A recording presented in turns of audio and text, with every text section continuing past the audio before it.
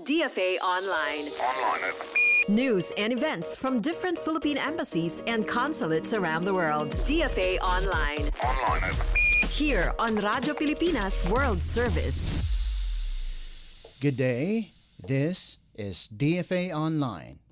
Foreign Affairs Secretary Maria Teresa Lazaro revealed Wednesday that she has received reports from Washington indicating that U.S. President Donald Trump is personally holding talks with Iranian leaders, negotiations that may not yet be known across Iran's wider bureaucracy.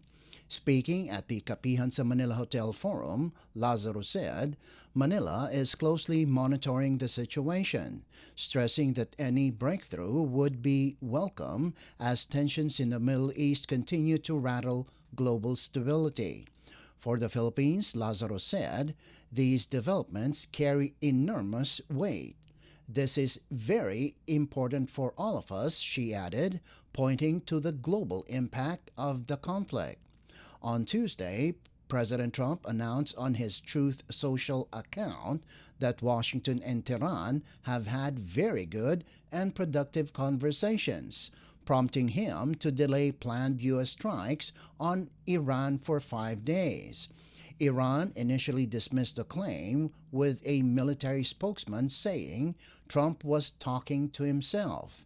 But by Thursday, Iranian Foreign Minister Abbas Araghchi confirmed that message exchanges had taken place through mediated talks in Pakistan, though Tehran rejected a 15-point U.S. proposal to end the war.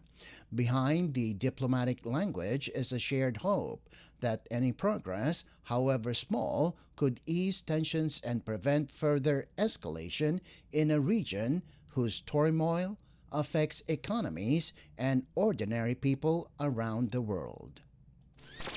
DFA Online. Here on Radyo Pilipinas World Service.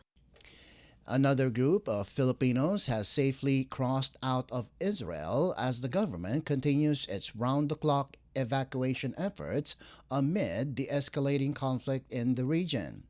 The Department of Migrant Workers, or DMW, and the Overseas Workers Welfare Administration, or OWA, reported that 25 more Filipinos, including an infant, were escorted by the DMW OWA team from the Philippine Embassy to the Taba border crossing, where they were able to exit Israel and enter Egypt.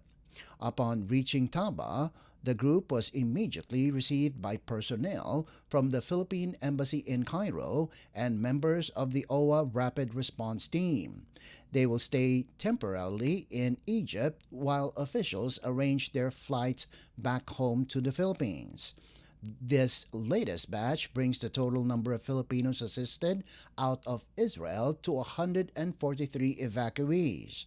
Of this number, 78 are overseas Filipino workers or OFWs, mostly caregivers, hotel workers, and their dependents, while 65 are non-OFWs including tourists, pilgrims, and students who were caught in the conflict.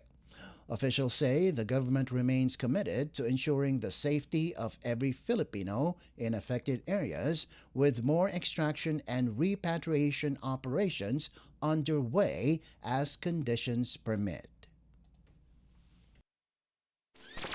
DFA Online. Here on Radyo Pilipinas World Service.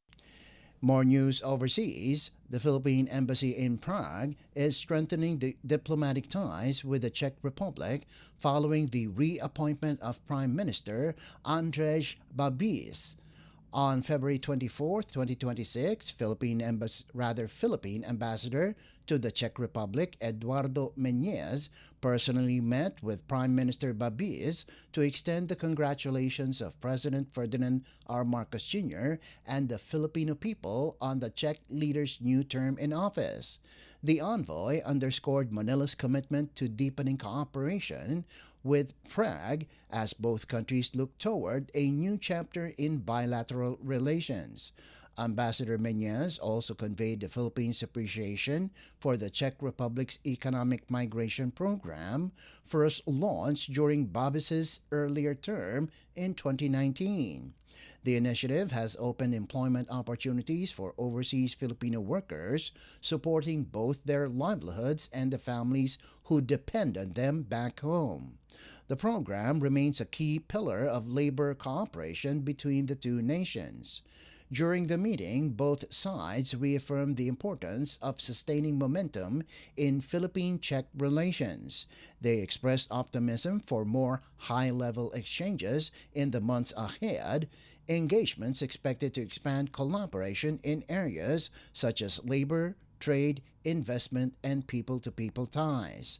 Officials from both countries emphasized that continued dialogue and cooperation will help build on the progress achieved in recent years and pave the way for a more dynamic partnership moving forward. DFA Online. Here on Radyo Pilipinas World Service. And that concludes today's edition of DFA Online. For Radyo Pilipinas World Service, this is Leo Magpayo. Good day. DFA Online. News and events from different Philippine embassies and consulates around the world. DFA Online.